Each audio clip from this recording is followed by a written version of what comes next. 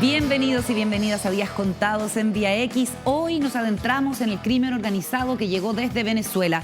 Conversamos con un periodista venezolano que se ha especializado en el Tren de Aragua, organización delictiva de alcance continental. Además, entrevistamos al fiscal regional de Tarapacá, que teme que nuestro norte se convierta en algo parecido a una tierra sin ley, como ocurre en vastas zonas de México. Como siempre, en el segundo piso, junto a Juan Diego Montalva y Paula Walker, analizamos lo más importante del mundo del poder a solo 17 días del plebiscito constitucional. Por supuesto, la cercanía tiene los ánimos cada vez más crispados. Pero partamos concentrándonos en China, el gigante asiático, dios y amo del comercio mundial, que enfrenta una severa crisis climática con olas de calor nunca vistas y una sequía que ya empiezan a generar trastornos en la economía internacional. Hay ciudades donde se corta la electricidad varias horas al día y otras donde se prohíbe el uso de aire acondicionado. La cosecha de arroz se ha visto afectada por la sequía que afecta extensas zonas, mientras plantas de compañías como Toyota han debido cerrar por falta de electricidad.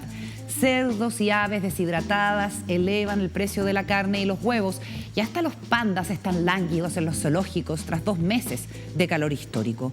A los efectos de la pandemia, entonces, y de la guerra después de la invasión rusa a Ucrania, tendremos que sumar los efectos que empiezan a provocar a gran escala los trastornos del cambio climático. A seguir contando los días. Comienza Días Contados, contamos todo, contamos con todos.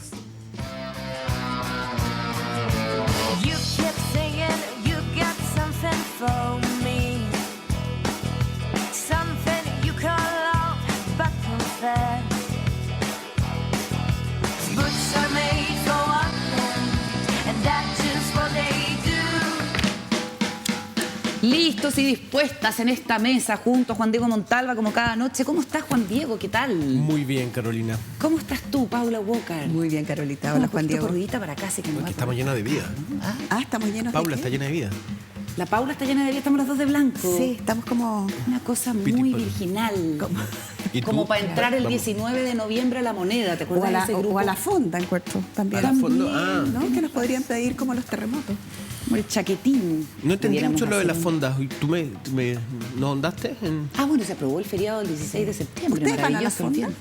No, lo que pasa es que hay una disposición muy rara del municipio de Santiago que establece entre como las bases de la licitación. Había habido protestas de fonderos encontrando que eran muy exigentes, en fin, pero ya ayer se presentaron, la alcaldesa Iracy Hasler le dio el vamos. Oficialmente, después de 2 años, vuelven las fondas al Parque O'Higgins, pero se establece una... Ay, me encanta cuando suena la cueca. Me gusta la cueca con piano. Sí. A mí ¿Con piano? Sí, es bonita. Y con arpa, Sí, con arpa. Bueno, ¿tú bailas cueca? En el colegio tuve que hacerlo para obtener la nota en clase de gimnasia. Rápidamente lo olvidé. Juan Diego baila cueca brava. No, ¿bailas cueca? Brava. No voy a hacer cueca. Eso sería... No bailo ni cueca, ni brava, ni nada. Qué decepción, porque sería como un giro súper interesante. Revelador. Revelador. Se generaría una incógnita. ¿Quién será este caballero? No. Y habiendo trabajado con la presidenta Bachelet, que bailaba también la cueca. Para eso estaba ella. Oye, cuéntate esa historia. ¿Cuál historia? La historia del diputado que lo sacan a bailar. Esa historia es maravillosa. Es la historia de un amigo mío que era diputado en el sur. Y para el 18, él se abstuvo siempre, mientras fue diputado, de regalar chuicas de vino. Él es un señor muy correcto. Pero se paseaba el 18 y una señora lo sacaba a bailar. Decía, no, muchas gracias. Lo sacaba a bailar. No, muchas gracias. Sacaba a bailar. Señora, usted eligió a un diputado, no a un bailarín. Porque, por supuesto, no bailaba cueca. Claro. Pero no era Lagos Weber. ¿No era Lagos Weber? Era Monsalve, el actual subsecretario Monsalve. No voy a decir que no. Mi amigo. Era del sur, Monsalve. Bueno, esta cosa que llamó la atención es que se pone en una como de las cláusulas para los fonderos que se ganaron la licitación de no hacer declaraciones a los medios de comunicación sin previa coordinación. Con la Cordesan, Corporación de Desarrollo de Santiago. Exactamente, que es la que en el fondo está a cargo de la administración y la organización de las fondas y ramadas. Entonces llama la atención porque va a haber una limitación en ese sentido y ha habido como distintas interpretaciones, porque igual es, como dice Lucho Cordero, consultado por este asunto, pareciera como una especie de ley mordaza, aunque hay quienes lo ven más delicado si es que, a pesar de esa recomendación que ha dicho el municipio, que es una sugerencia, a pesar de que queda súper claramente establecido que es una limitación clara a la libertad de expresión, si a pesar de eso una persona hace declaraciones y luego viene como algún tipo de, qué sé yo, represalia, y ahí, eso sería derechamente censura y sería más complicado. Pero qué raro, ¿no? Yo escucho que son las típicas cosas de desconocimiento absoluto de cómo opera la lógica de los medios, las notas, las noticias, ¿no? Suena a medida de control, probablemente para ordenar. Claro, sí. ¿No? O sea, como para decir, sentido, ¿no? Claro. Como, centralicémoslo desde aquí. Pero es cuando la gente no entiende ese trabajo. O sea, yo... No, imagínate lo importante que puede ser una fonda, la publicidad, darse a conocer, aparecer en la tele, en los diarios, en la radio. La fonda del Parque O'Higgins se transforma en un set de televisión, ¿o no? ¿Sí? O sea, ¿qué sería de los noticieros sin la fonda del Parque Uy, O'Higgins? ¿verdad? O sea, sí, ¿verdad? Tiene buen punto. Sí. Y eso significa que los vamos a tener instalados ahí. Olvídate el rollo que va a ser. ¿A quién pedirle? No, además va a haber una persona a cargo que van a llamar todo el mundo. Y va a estar totalmente colapsado.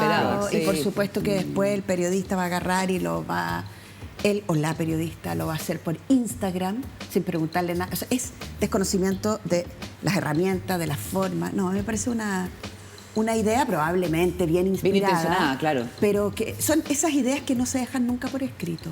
Yo pudiera darle un consejo a ese equipo. Exactamente. Y si llegaras a ponerlo por escrito, tiene que ser de una manera que no admita ninguna Podemos interpretación. hablar mucho de eso. De Oye, las cosas que uno deja por escrito y las que no. Totalmente. A propósito de situaciones comunicacionales y el poder, vamos a abrir el segundo piso porque tenemos mucho material en Días Contados.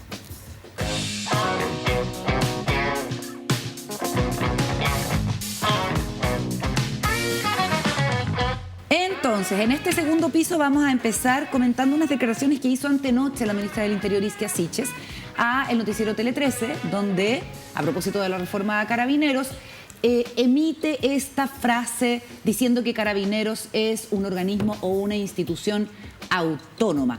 Hoy la ministra, consultada, digamos, por esto, que es evidentemente no preciso, si se quiere, porque la institución de Carabineros depende administrativamente del Ministerio del Interior, la ministra reafirma con esta declaración. Creo que hay un consenso transversal por parte de todos los expertos en que más allá de la excesiva autonomía en materias operativas se requiere sin duda avanzar en el fortalecimiento del poder civil. Es algo que ha estado en las distintas comisiones, no solamente por parte de nuestro gobierno, sino que también en los gobiernos anteriores, y en esa línea espero que haya un necesario consenso en poder avanzar en ambos proyectos, en reforma a las policías y también en el Ministerio de Seguridad. Y reitero mis dichos.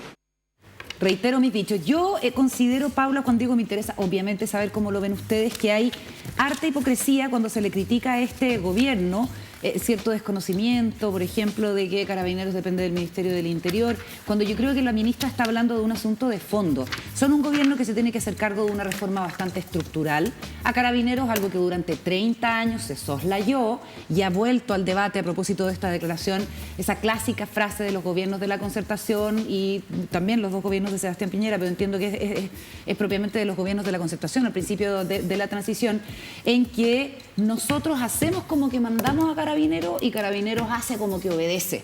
Y esta ambigüedad y que formalmente tengan tan altos niveles de autonomía y de discrecionalidad, no solamente en el ejercicio de sus funciones, sino también en el manejo de sus platas, nos tiene con esta crisis Paco Gate y, por supuesto, lo ocurrido a partir del estallido. ¿Cómo lo ves tú? Yo creo que la ministra Isquia ha sido en este tema bastante valiente, bastante probablemente osada, ¿no? Porque el tema de la relación del poder con Carabineros es un tema súper delicado. Y lo ha sido siempre, por lo menos en lo que se conoce como el retorno a la democracia, ¿no es cierto? Entonces, cuando yo leo declaraciones como las de Jorge Burgos o como la de parlamentarios de Renovación Nacional y de la UDI, que frente a la declaración de la ministra, que uno podría pensar que puede ser mejor hecha, Sí, porque esa frase de carabinero de un organismo autónomo es como, ¿qué le pasa al equipo de comunicaciones de la ministra Sichel? No me ayude tanto. Claro, lo podemos conversar, porque esas frases pueden ser mejor construidas. Obvio, para no distraer del... Exactamente, pero también hay una cantidad de personas que se aprovechan. Claro. En este caso, Burgo, el señor de Renovación Nacional y otro señor de UDI, que no me acuerdo cómo se llaman ahora, ponen la palabra ignorancia sobre la mesa. Y yo creo que eso es bien de mala leche. Sí. Sobre todo porque Jorge Burgo fue ministro del Interior. El exministro Delgado también se sumó. El ministro Delgado, y sabe perfectamente cómo es la relación con Carabineros de Chile. Y sabe que el fondo de lo que está diciendo la ministra Isquia es un problema que hemos venido arrastrando hace muchos años. Entonces, ella es valiente, hay que afinar, siempre hay que afinar, siempre hay que poner la delicadeza por delante para que las cosas resulten, pero el resto, sabiendo lo que pasa con Carabineros, en vez de colaborar, todos los expertos y expertas que están hoy día en las dos comisiones trabajando con el Ministerio del Interior sobre la reforma de Carabineros, saben que la autonomía de Carabineros, en el sentido de cuán autónomos son para hacer sus operaciones y rendir a veces poco frente a las autoridades civiles, esto es un secreto a voces, y ellos también lo padecieron.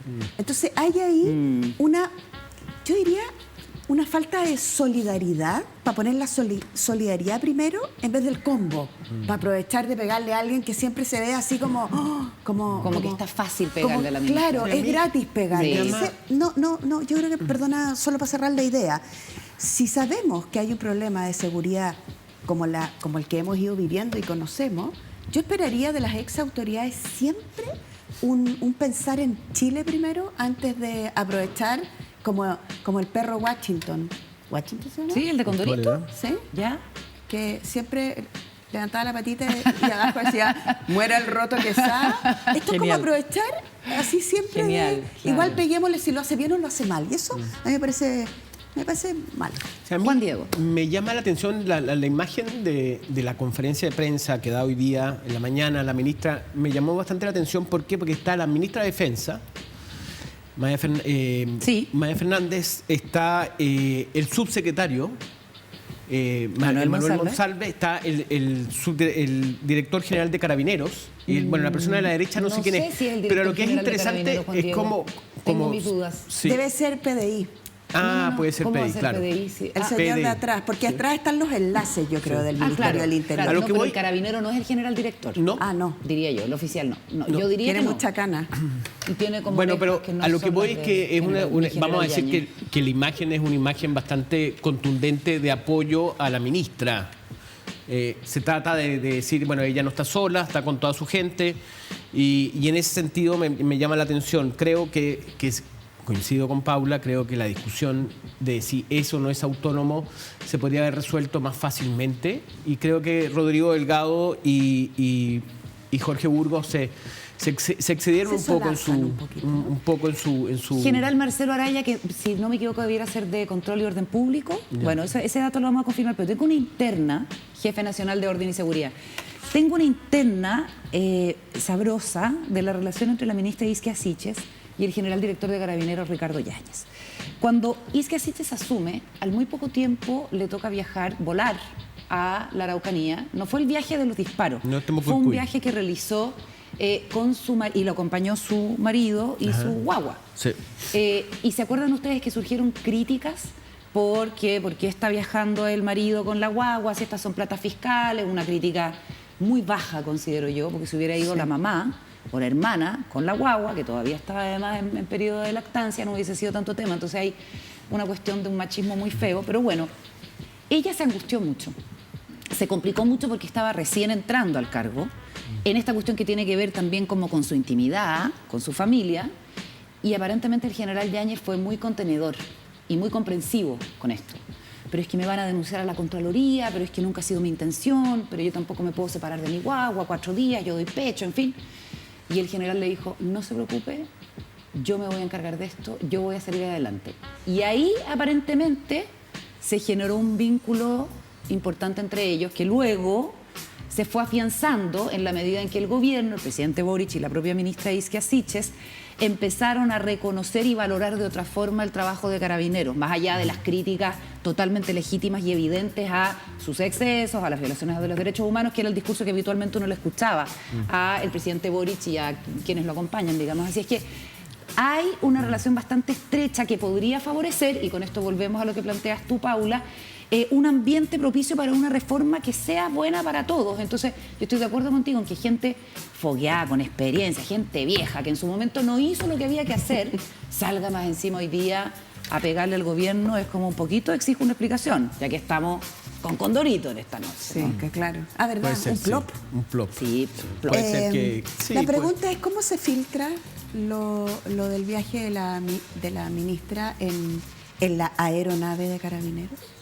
Bueno, se vio, que creo que hay una Sí, foto, pues, hay imagen, público. sí, hubo imagen Fue muy al pública de eso. principio, Sí, fue muy sí. al principio.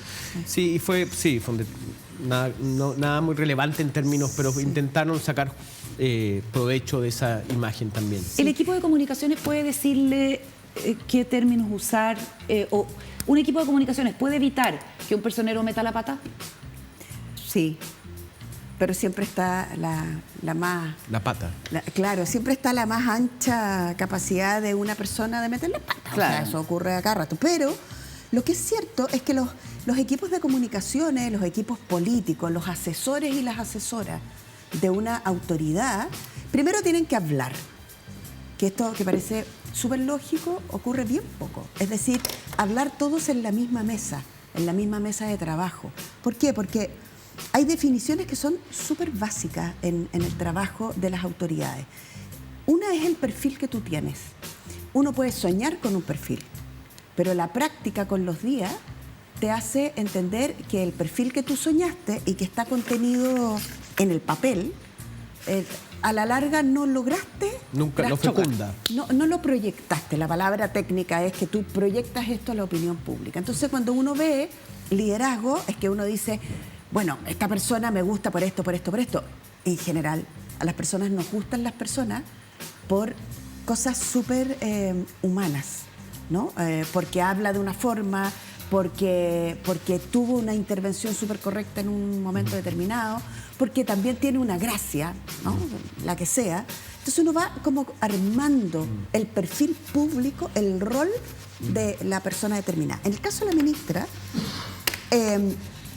probablemente su intervención de hoy día en la mañana, cuando dice yo reafirmo mis dichos, está muy pensada y es muy importante.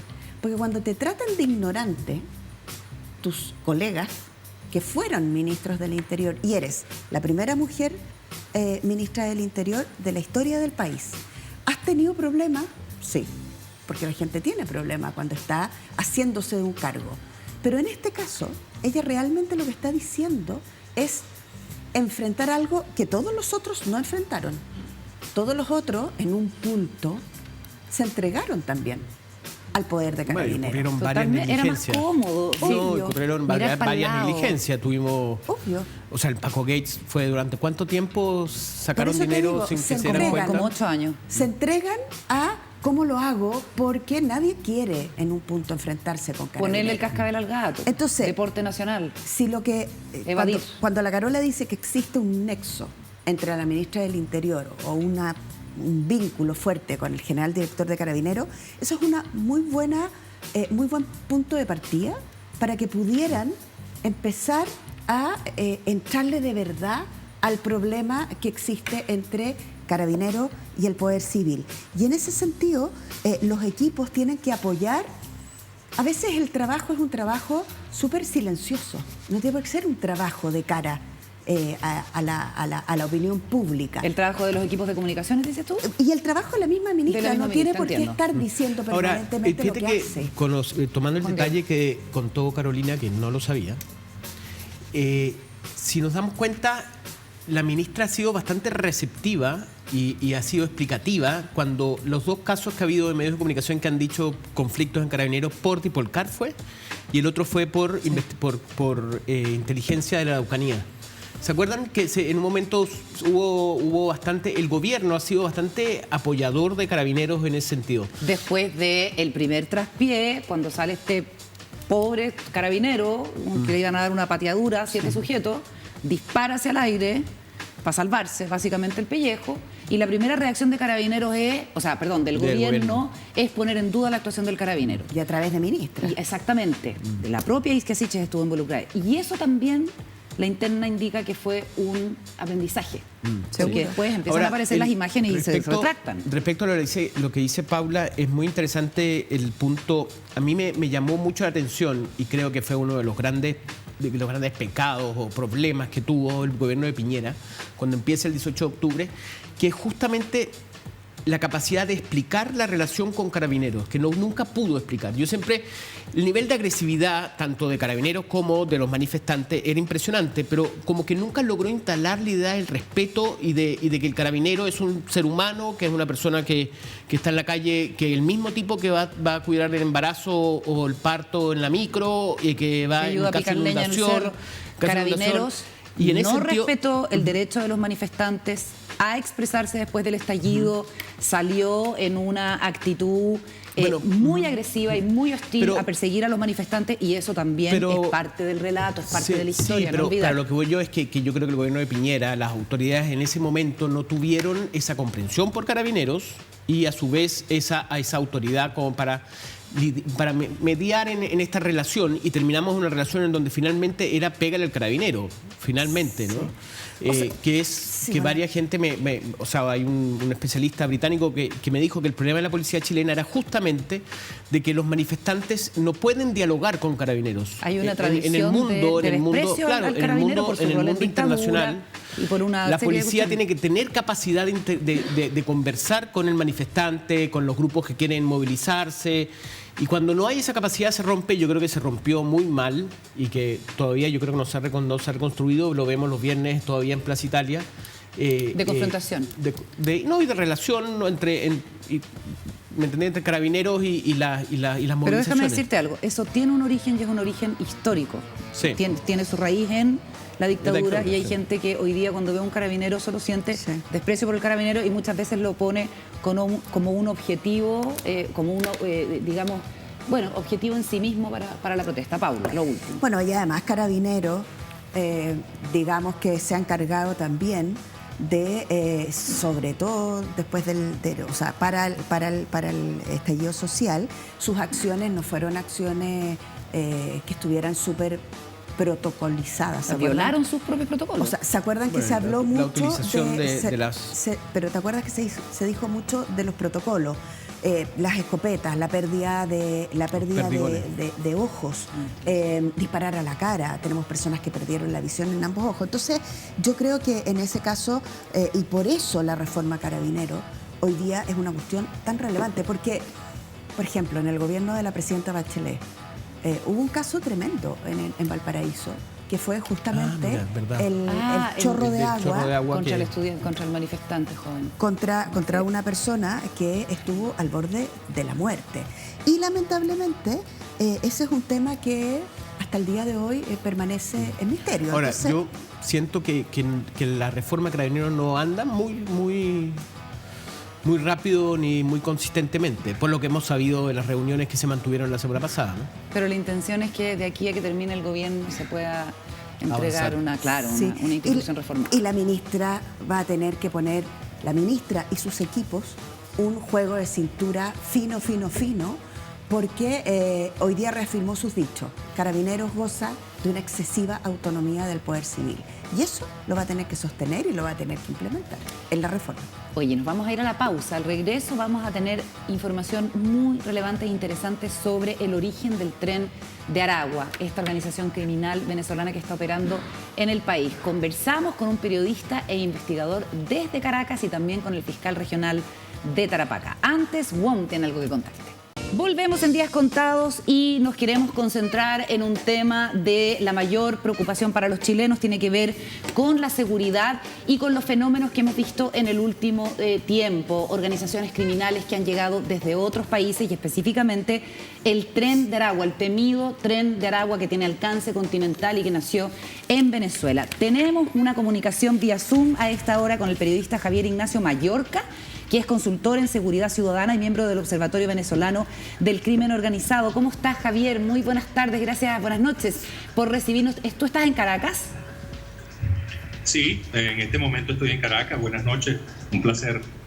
A ver si empezamos por una aproximación general a lo que viene sucediendo hace mucho tiempo allá en Venezuela y que es de preocupación para los periodistas y para la opinión pública, que es la limitación de la libertad de expresión. ¿Cómo está la situación en este momento? Bueno, hay, varias fuentes de preocupación. En primer lugar, existe en Venezuela todo un marco legal que realmente restringe el ejercicio libre de la expresión y, en términos más específicos, del periodismo. El último, avance dentro de ese marco legal fue la implantación y aplicación de la llamada Ley contra el Odio, que definitivamente es un instrumento normativo destinado a generar una noción de riesgo en el ejercicio de la comunicación y el periodismo. Es decir, en otros términos, está orientado a generar autocensura en los medios de comunicación venezolanos y en general en todas aquellas personas que tienen a la comunicación por oficio, esto que llaman ahora infociudadanos, que también están participando en la ecología de la información, como en todas partes. Pero aquí entonces tienen esta ley contra el odio.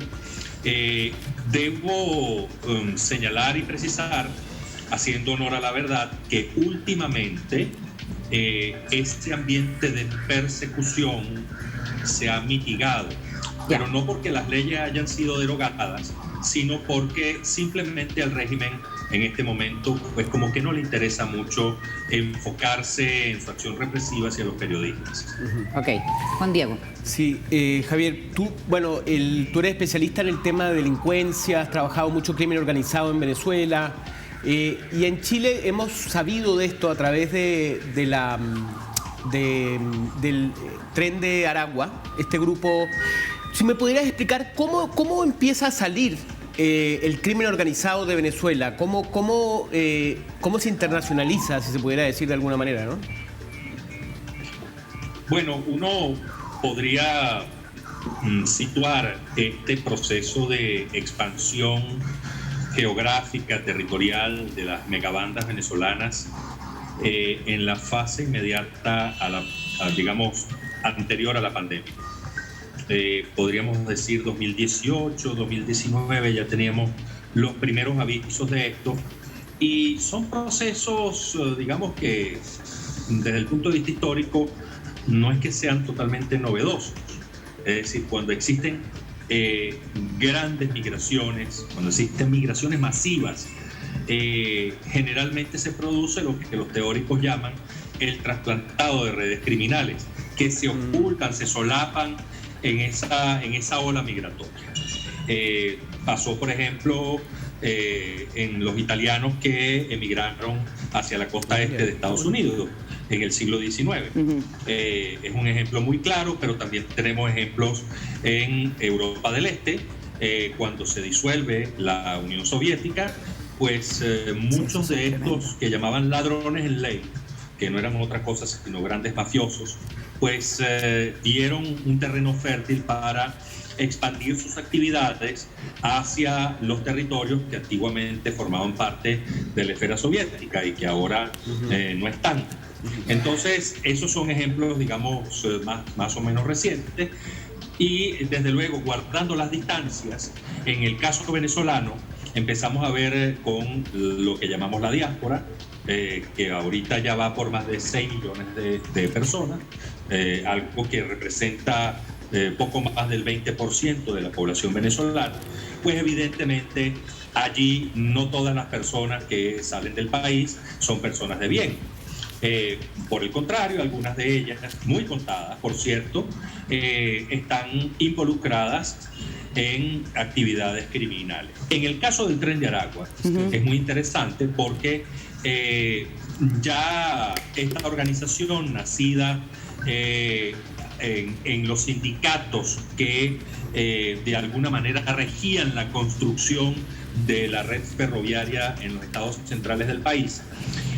Bueno, ellos se fueron expandiendo primero hacia el estado Bolívar, es decir, lo que es el Arco Minero, quizá ustedes hayan escuchado algo de esto. Luego fueron a la frontera con Colombia, en norte de Santander, tienen una célula que incluso han generado conflictos allí con organizaciones guerrilleras como el ELN, pero también con otras, lo que llaman allá bandas criminales. Y a partir de entonces hemos visto reportes, algunos de policías, otros de medios afamados, que empiezan a indicar, a advertir la presencia de elementos de este grupo en sus países. Lo hemos visto en Panamá, lo hemos visto más allá de Colombia, en Ecuador, en Perú, y desde luego no podía faltar Chile, donde hay una cierta diferencia en cuanto a la actividad económica, y esto ha representado un atractivo para este tipo de organizaciones. Desde luego, lo primero que uno piensa cuando lee los reportes sobre actividades presuntas de elementos del Tren de Aragua o señalados como parte del Tren de Aragua en Chile, uno dice, bueno, es que esto ocurre sin ninguna complicidad de estructuras criminales que ya estaban allá. Esta es una pregunta que todavía está pendiente, porque por lo que señalan los voceros gubernamentales chilenos de ahora y también antes, pues diera la impresión que esta gente cayó en paracaídas, como si realmente ese fuera un terreno fértil en el cual pues no había criminales operando anteriormente. Sabemos que eso no es así. Lo que se busca es generar primero algunas alianzas que permitan operar, hacer lo que llaman clusters en localidades específicas como Santiago, pero hay otras, creo que también en Valparaíso, que se constituyen en puntos de llegada de la migración, y por ahí empiezan los ilícitos, es decir, con el tráfico de personas, con posibles situaciones de explotación, ya sea laboral o sexual, y bueno, por allí vamos incrementando la lista. Javier, un detalle, no, el que siempre me ha llamado la atención, que se llama el Tren de Aragua, pero nunca se construyó el tren famoso, ¿no? Bueno, esa quizás fue una de las primeras manifestaciones de delito organizado, ¿no? Es una observación totalmente correcta. Ese tren, digamos, se gesta, ese tren como banda criminal se gesta alrededor de la construcción del ferrocarril. El tren floreció, se consolidó, pero el ferrocarril no lo terminaron. Realmente paradójico. Esto se gastó una millonada en esa construcción, y si usted se pasea por el estado de Aragua va a ver las columnas que iban a sostener la red ferroviaria, y no hay línea de tren, no hay tren. Paul. Javier, hola, muchas gracias por el contacto. Efectivamente, nuestro país probablemente tiene formas de delinquir desde siempre, pero es claro que existen maneras que son distintas. Las policías y los fiscales chilenos lo han dicho muchas veces, es decir, hay una manera de delinquir, hay una manera de hacer las cosas que está marcando mucho la diferencia. ¿Cuáles son las características que puede tener una agrupación o una organización como el Tren de Aragua en su forma de delinquir? Bueno, le voy a hablar por lo que hemos visto aquí en Venezuela. El Tren de Aragua tuvo como algunas 2 o 3 etapas. En las primeras había un ejercicio casi indiscriminado de la violencia. Y esto es lógico, estamos hablando de los primeros años de este siglo. La organización entra en lo que llaman los expertos una fase predatoria, que es esencialmente violenta. Imponerse, ejercer cierto dominio territorial. Ellos empiezan haciendo esto, digámoslo, en libertad, pero la gran mayoría de sus líderes terminaron en la prisión de Tocorón, en el estado de Aragua. Y esto, antes que impedirles la continuidad de sus actividades, pues como que se produjo un proceso de adaptación para ellos empezar a proyectar desde allí, desde esos confines, desde esos barrotes, desde esas celdas, toda una actividad que entonces empezó a hacerse cada vez más organizada. En la medida en que se organizaba, pues el ejercicio de la violencia era como más orientado, más focalizado, era más selectivo. Y lo veíamos, por ejemplo, en algunos hechos de sicariato, pero también lo veíamos cuando algún elemento del Tren de Aragua intentaba robar un vehículo. El robo en Venezuela es, por definición, violento. Y bueno, las personas oponían resistencia y resultaban posiblemente fallecidas.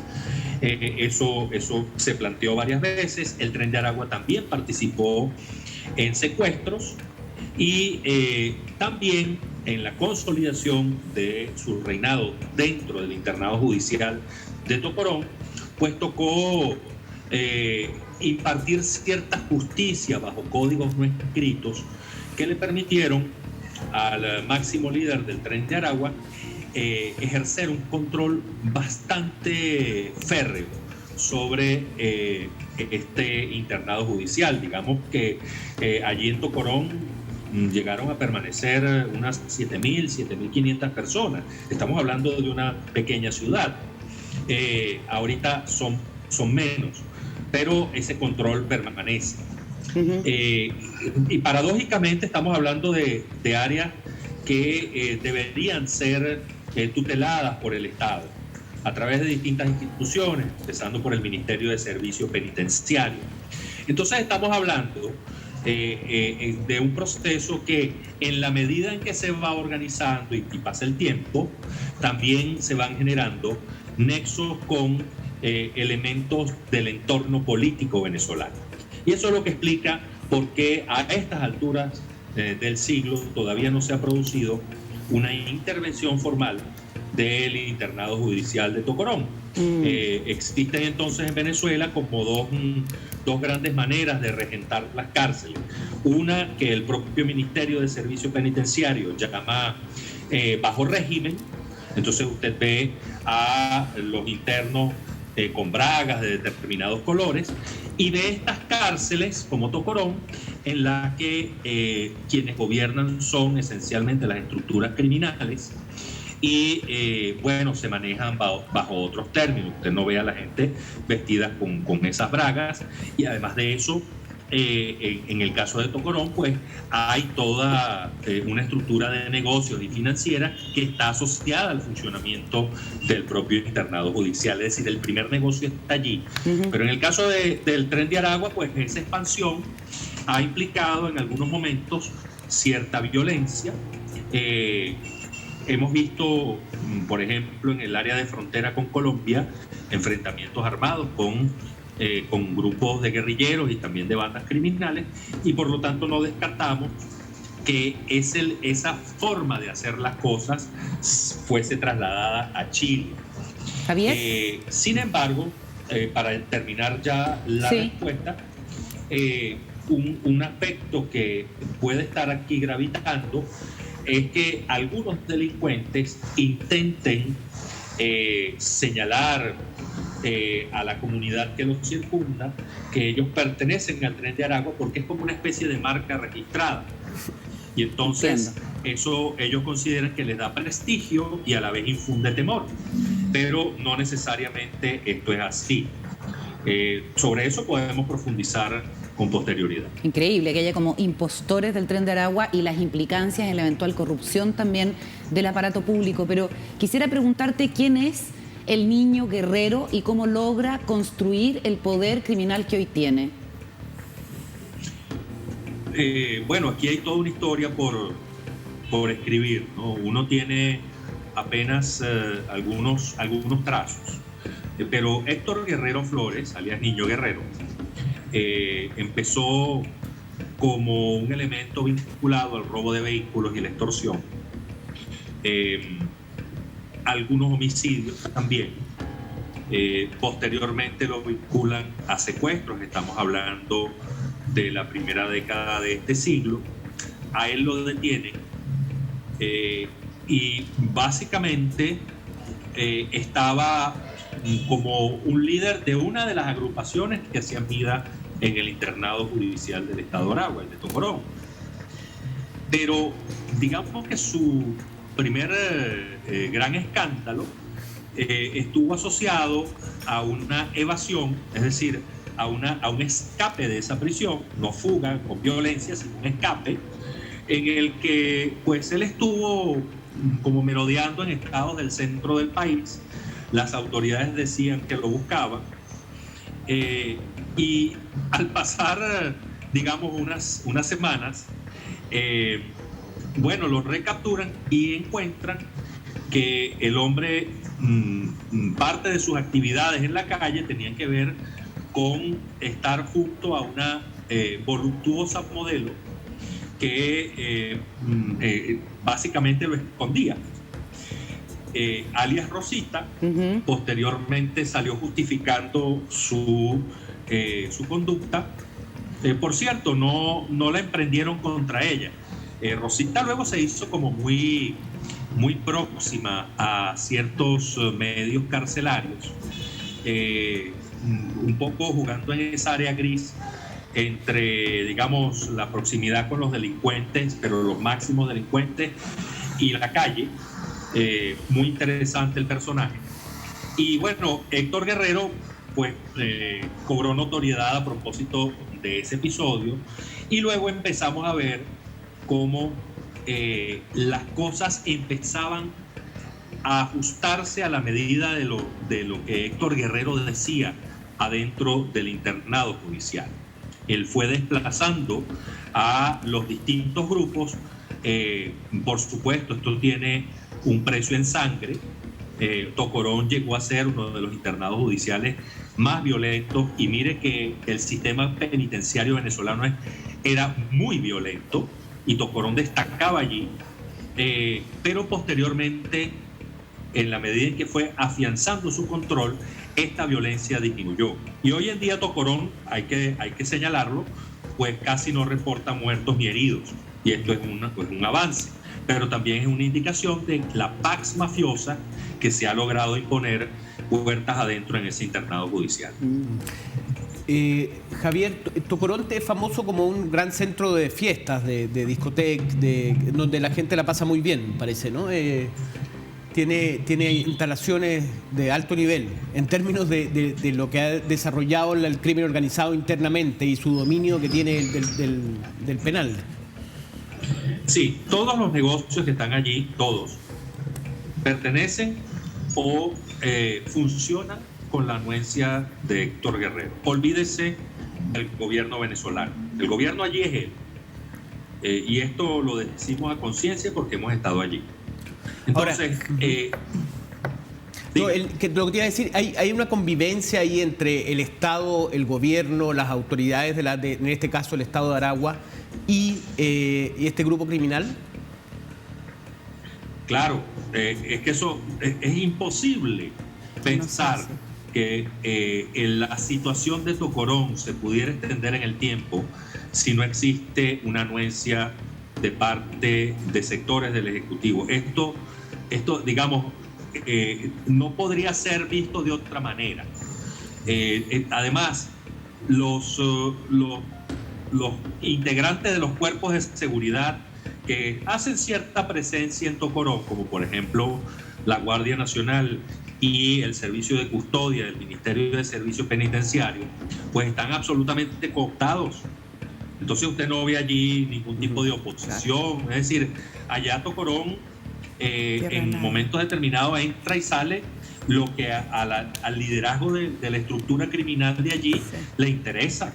Javier. Lo demás va por un digamos, un canal habitual, pero existen otros canales para entrar y salir de ese internado judicial, y por allí entran y salen todo tipo de mercaderías legales e ilegales. Javier. Tocorón no solamente tiene discoteca, Tocorón tiene incluso, yo no sé si ahora estará funcionando, pero tiene una casa de cambio. Tocorón tiene una constructora que es la que ha hecho ciertas mejoras dentro de la propia instalación, y todo eso responde a la misma estructura. Increíble. Es increíble, Javier, lo que cuentas. ¿De qué manera el gobierno venezolano se enfrenta a este tipo de organizaciones? Ya no probablemente el Tren de Aragua, por lo que acabas de comentar, pero ¿hay alguna forma en que el gobierno enfrenta el crimen organizado? Y si es así, ¿de qué manera? Sí. Esto lo hemos analizado en diversas oportunidades. El gobierno venezolano, no solo el de Maduro, el de Chávez también lo tenía, mostraba una selectividad en la represión y la aplicación de la ley a estas estructuras criminales. Esa selectividad hace que, por ejemplo, con gran bulla se desplieguen cuerpos policiales y militares en la Cota 905, en un momento en que el control de la situación de seguridad en la Cota lo perdió el líder de la megabanda que estaba allí, que era alias Coqui. Quizá ustedes habrán visto algo de eso fue en julio del año pasado, por citar un evento. Pero al margen de eso, prosperan este tipo de organizaciones como la que está en Tocorón.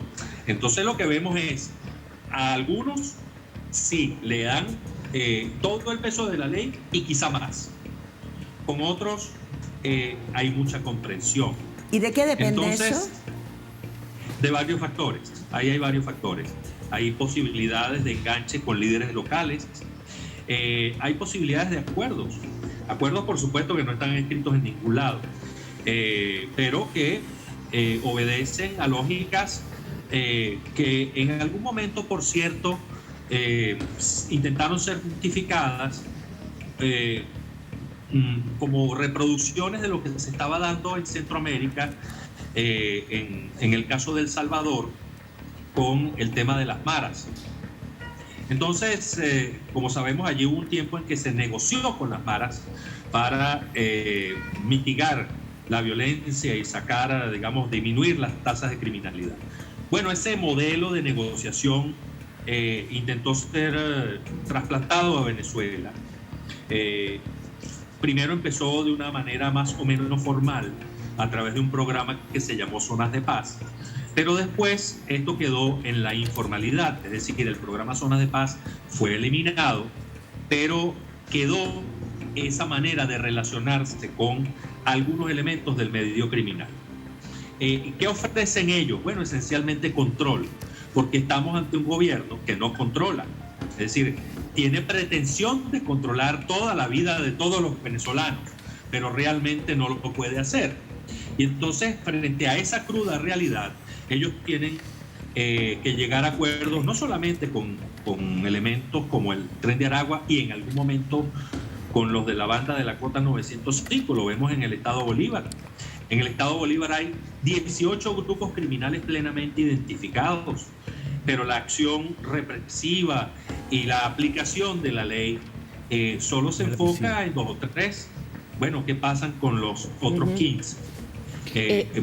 Desde luego, hay que examinar caso a caso para ver cómo son los relacionamientos, pero estamos trazando, pues digamos, un gran cuadro a propósito de esta conversación. Claro, estábamos viendo unas imágenes bien impresionantes de la cárcel de Tocorón. Te quería preguntar, Javier, ya se nos está acabando el tiempo, pero si ha habido un golpe efectivo para dañar esta organización criminal. ¿Y por dónde crees tú que van las posibilidades de desarticulación de esta organización que tiene un alcance continental? Es decir, hay que poner de acuerdo a los distintos gobiernos para lograr algo que sea más o menos efectivo. Sí, bueno, sin entrar en infidencias, creo que ha habido cierto nivel de cooperación entre la policía chilena y la venezolana a los efectos del intercambio de información. Algo de esto pusimos en una entrega previa de Crímenes sin Castigo, que es nuestra página. Ahora, estamos hablando de delito organizado. El delito organizado es esencialmente clandestino. El delito organizado opera en las sombras, no le gusta figurar. Eso de ponerlo en las tapas de los periódicos, eso no le gusta a ellos, porque los hace muy visibles, ¿no? Entonces, desde luego, creo que han sido identificados por lo menos algunos liderazgos de las células que están allá en Chile. Se han hecho, digamos, pesquisas sobre personas específicas, pero también sobre la manera como funciona la organización. Desde luego, a propósito de lo declarado por autoridades chilenas, entendemos que incluso se ha hecho un trabajo de telefonía y de vigilancia electrónica bastante intenso. Y esto, desde luego, que abre nuevas vías, nuevas avenidas de investigación. Esto no se queda solamente en las 4 o 5 personas que han sido detenidas. Han detenido incluso a elementos que estaban relacionados con algunas actividades del Tren de Aragua. Léase, por ejemplo, el tema del tráfico de personas. Entonces lo van trabajando, a veces no logran vincularlo directamente con el tren, pero sí, desde luego, con un ilícito, que es específicamente este del tráfico de personas. Y también Javier, está cosas más graves como la explotación con fines sexuales o con fines netamente laborales, y algunos tráficos de mercancías ilegales. Muy bien, te agradecemos, Javier, la conversación desde Caracas. Nos aclara bastante cómo se ha ido fraguando y construyendo el poder del Tren de Aragua, una organización criminal con alcance continental y que desgraciadamente también está generando bastantes problemas en nuestro país, que es un país que quiere mucho a los venezolanos, los acoge. Tenemos un panelista que vivió toda su infancia ya en Venezuela, así es que sin duda es una minoría la que está generando estos problemas y es muy importante conocerlos para poder combatirlos. Un gran abrazo, Javier. Gracias por la conversación. Saludos. Muchas gracias. Gracias. Bueno, y uno de los golpes que estábamos describiendo recién lo dio la Fiscalía de Tarapacá, que ya tiene hace bastantes meses en la mira a la célula chilena del Tren de Aragua. Queremos ahora conversar con el fiscal regional de Tarapacá, Raúl Arancibia, sobre todo después de la conversación tan ilustrativa que hemos tenido con Javier Ignacio Mallorca, para conocer en qué están las indagatorias y la persecución de este grupo criminal. Buenas noches, fiscal. Buenas noches, Carola, gusto saludarla. A ver, queremos comenzar la conversación con usted recogiendo algo que nos comentaba el periodista especializado en el Tren de Aragua con quien conversábamos desde Caracas, y es que hay una cooperación, ha habido colaboración entre la policía chilena y la policía venezolana para poder avanzar en la pesquisa de las actividades criminales. ¿Eso es así? No, lamentablemente no es así. Nosotros en este trabajo hemos intentado, no solo en este trabajo, sino que durante todo este tiempo que la migración venezolana ha sido tan fuerte, ¿no es cierto? Y donde hemos tenido tantas dificultades de registro y de conocer las verdaderas identidades, nunca hemos logrado una verdadera colaboración ni comunicación siquiera con el gobierno o con el Estado venezolano. Así que ha sido nulo en ese sentido. La cooperación que hemos ido rescatando son de otros países, como Perú especialmente, que ha tenido una fuerte comunicación con nosotros porque ellos también han tenido muchos problemas con alguna delincuencia venezolana. Pero a ver, cuéntenos, ¿ustedes han hecho llamados con personeros de alto rango? ¿No les contestan esos llamados? ¿Sencillamente no tienen voluntad? ¿Cómo ha sido? Mire, yo no conozco el detalle porque no soy yo el que ha intentado comunicarse personalmente, pero sí se han hecho contactos a nivel oficial, por así decirlo, que siempre son muy lentos, ¿no es cierto? Y mucha demora. Y también hoy día lo que nosotros recurrimos mucho es a un contacto más bien de tipo casi de amistad, ¿no es cierto?, de gente de policías que han conocido a otros policías en capacitaciones o en distintas ocasiones, ¿no es cierto?, pero aún así no hemos tenido la colaboración que se requiere. Yo desconozco las razones, ¿no es cierto?, que hay detrás de esto, pero no hay respuesta a nuestros requerimientos desde Venezuela. Ni tampoco de los otros países, porque yo lo he conversado Por ejemplo, la semana pasada tuvimos una reunión con fiscales peruanos sobre estos temas, ¿no es cierto? Y ellos tienen la misma dificultad, o sea, no hay contacto con Venezuela. Gracias. Fiscal, buenas noches. Le habla Paula. Claramente, y así lo dicen los estudios y lo ha planteado también el gobierno chileno, al ser el último país que nos estamos cayendo aquí del mapa, vamos claramente a necesitar una cooperación con los países vecinos, con Perú, con Bolivia y obviamente del país que en este caso es Venezuela, ¿no es cierto?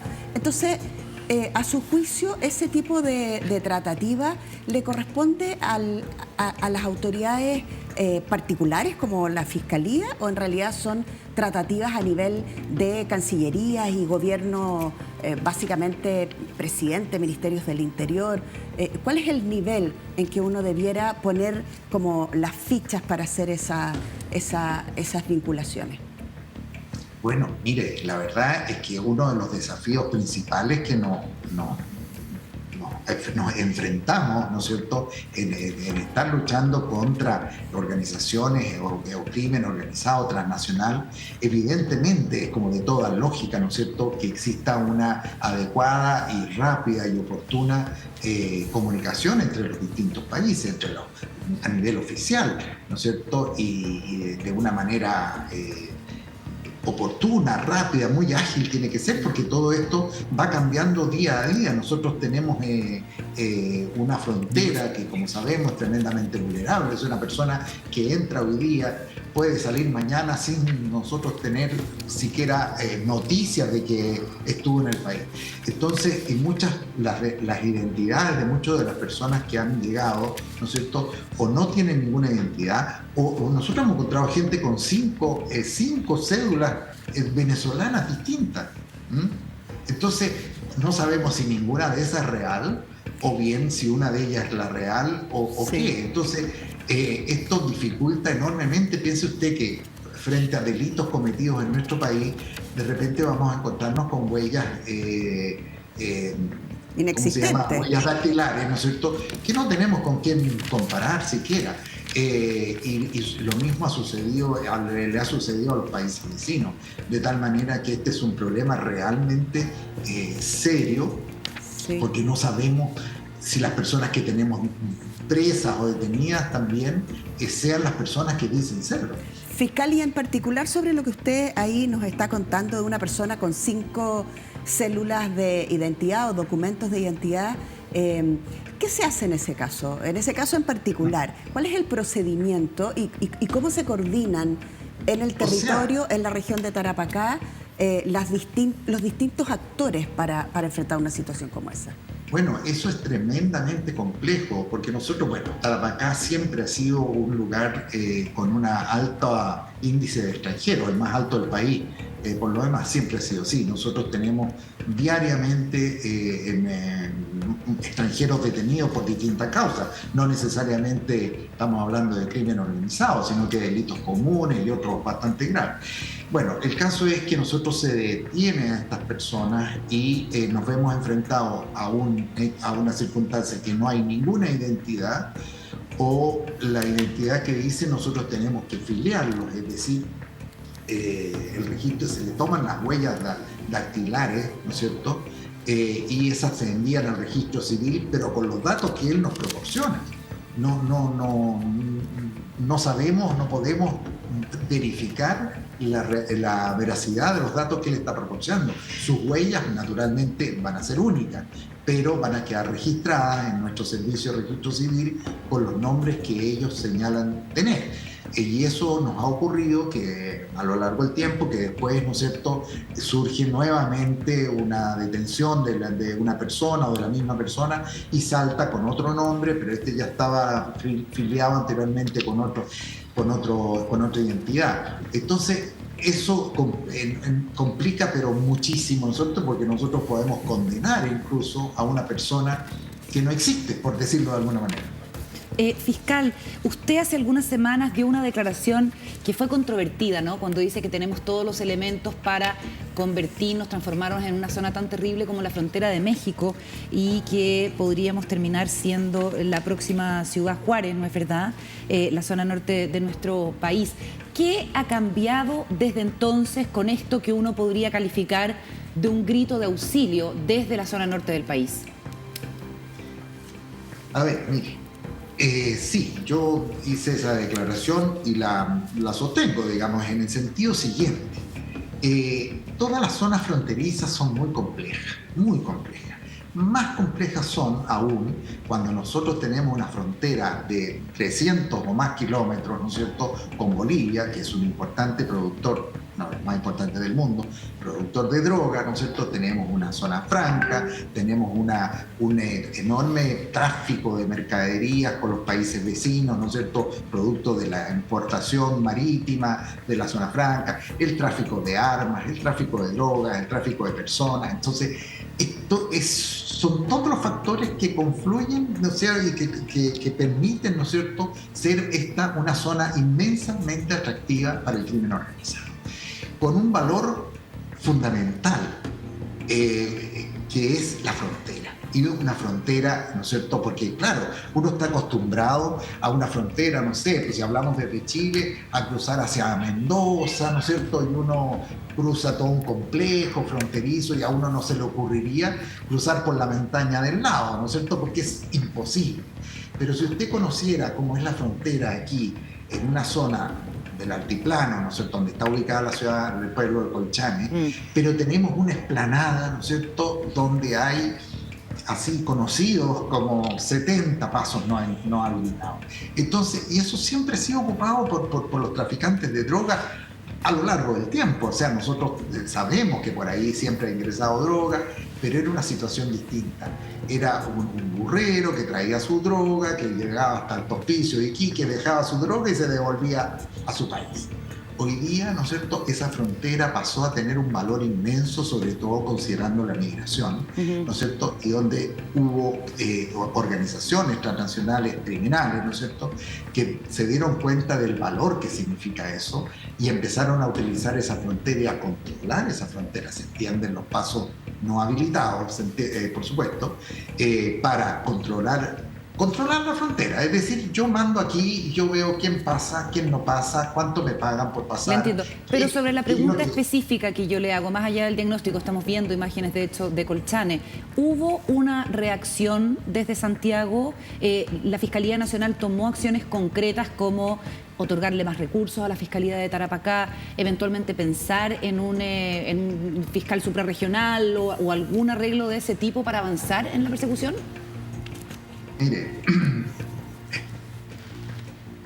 es bien compleja su pregunta porque, bueno, evidentemente desde el punto de vista de los fiscales, nosotros simplemente no se pueden aumentar los fiscales porque es una materia de ley. Es decir, no hay una planta determinada por la Ley Orgánica Constitucional del Ministerio Público y para modificar y tener más fiscales se requiere, en primer lugar, ampliar esa planta por ley. Otra cosa podría ser que se tuviese la posibilidad de trasladar gente, pero eso no está dentro de nuestras normas, desgraciadamente.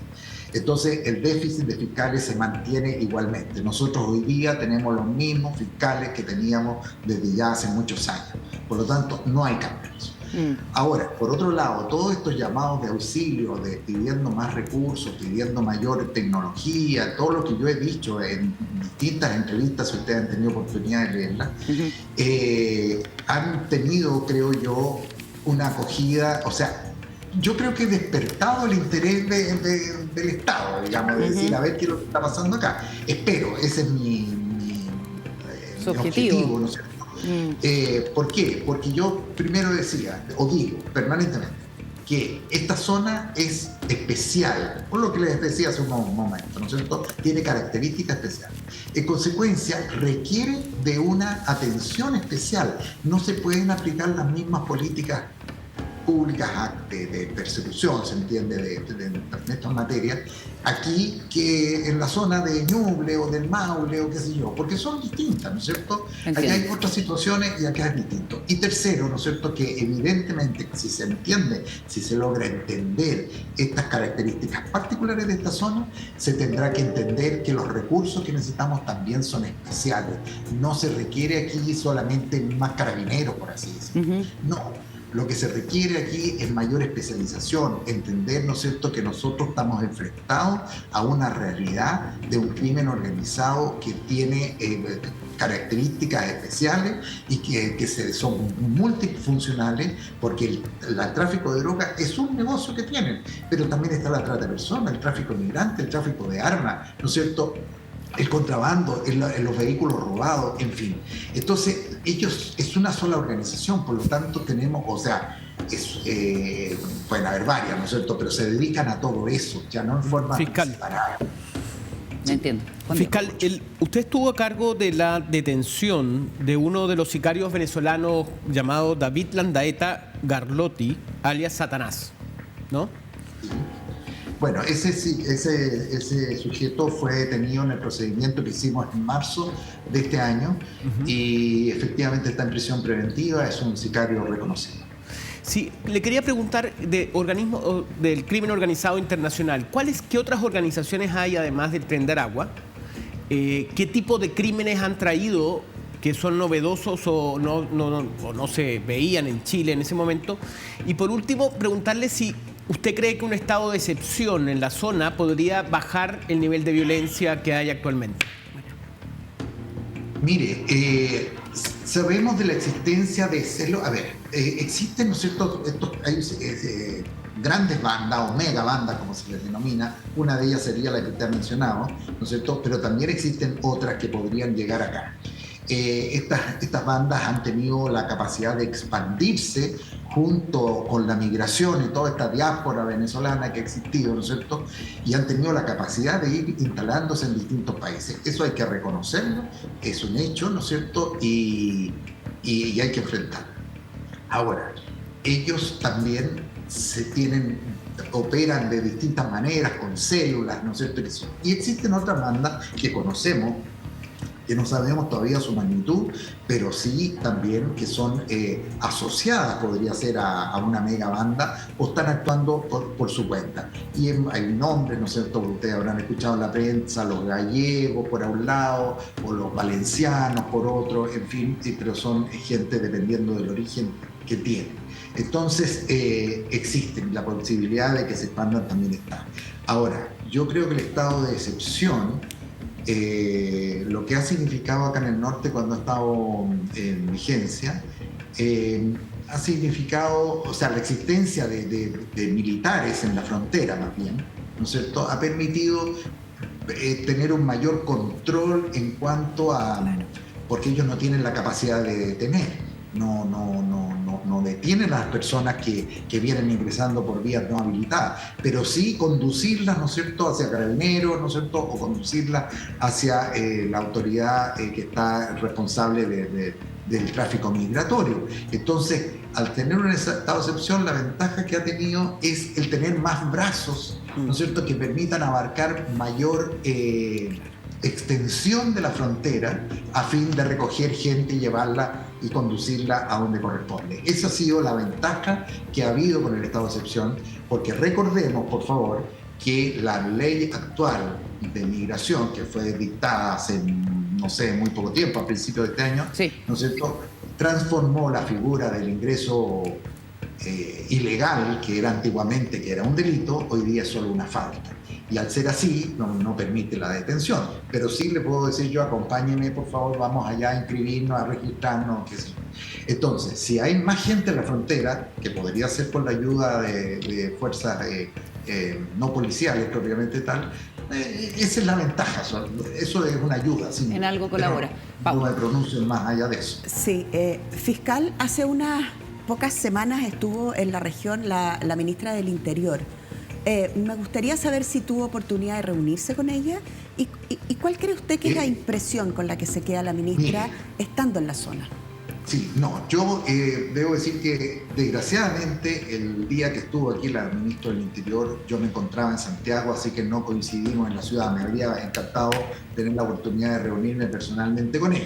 Sí, mi subrogante, digamos, concurrió a una convocatoria que hubo, pero fue como una especie de reunión de gabinete ampliada, digamos, una cosa así. Con quien sí yo he conversado forma directa y franca y todo, es con el subsecretario del Interior en sus visitas aquí a la zona, donde él ha mostrado preocupación por nuestra situación y también ha mostrado interés en colaborarnos y estamos ahí presentando algunos proyectos, ¿no es cierto?, a fin de que con recursos propios de seguridad que se tienen, ¿no es cierto?, y que maneja el Ministerio del Interior, pudiese ayudar en lo que nosotros estamos repitiendo. Muy bien, le queremos agradecer al fiscal regional de Tarapacá, Raúl Arancibia, la conversación que ha tenido con nosotros. Muchísimas gracias, fiscal, y a su disposición para lo que necesite. Buenas noches. Muchas gracias, Carola, y buenas noches a todos. Buenas Hasta noches. luego, gracias, fiscal. Pausa y ya seguimos con más en Días Contados. Oye, nos quedan 2 minutos para cerrar el programa. Ha sido bien revelador toda la información que hemos tenido, tanto del periodista venezolano como del fiscal regional de Tarapacá. O sea, la cárcel de Tocorón en Venezuela, Toconao, con bola de espejos, con show, en las imágenes que Baile. vimos. Es una imagen realmente perturbadora, ¿no? Sí. Sí. No, yo la verdad es que programa bien como intenso el de hoy día, como para quedarse dormido con esta información. Pero yo pondría como clave la coordinación, es decir, la coordinación internacional que tiene que encabezar el más alto nivel del gobierno. O sea, no puede ser que el gobierno venezolano simplemente silbe y mire para el lado.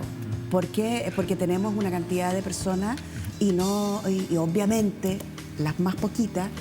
Bueno, tenemos el tren de Aragua instalado en Arica y la coordinación al interior apoyando a personas como el fiscal y su equipo, que al final arriesgan también el pellejo cuando estás enfrentando el crimen organizado.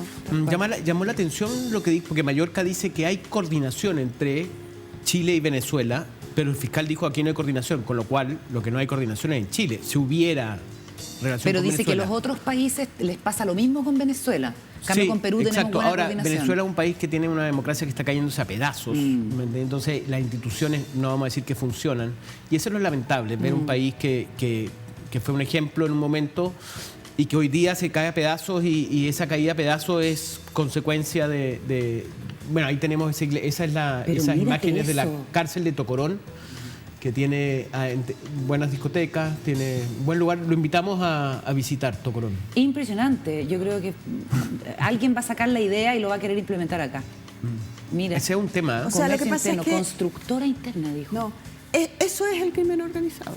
No, y El crimen esa es la organizado destrucción de capaz- las instituciones. Bueno, pero es capaz de horadar todo, de horadar los sistemas de justicia, de horadar a las autoridades, de horadar a las personas que están encargadas de las cárceles, de reírse de los Pero países, del hay una- pueblo, de la gente. Entonces, es un tema extraordinariamente delicado. Hay una triste colusión entre un muy mal gobierno que está, bueno, tenemos Así 6 es. millones de venezolanos que están En la diáspora. emigrando en la diáspora y se cae a pedazos, como decíamos. Tremendo. Y la Pax mafiosa, eso me llamó la atención de lo que decía Javier Mallorca, la Pax mafiosa que logró establecer el líder del Tren de Aragua, el Chico Guerrero, que finalmente se enseñorea sobre el resto de las organizaciones criminales, el Niño Guerrero.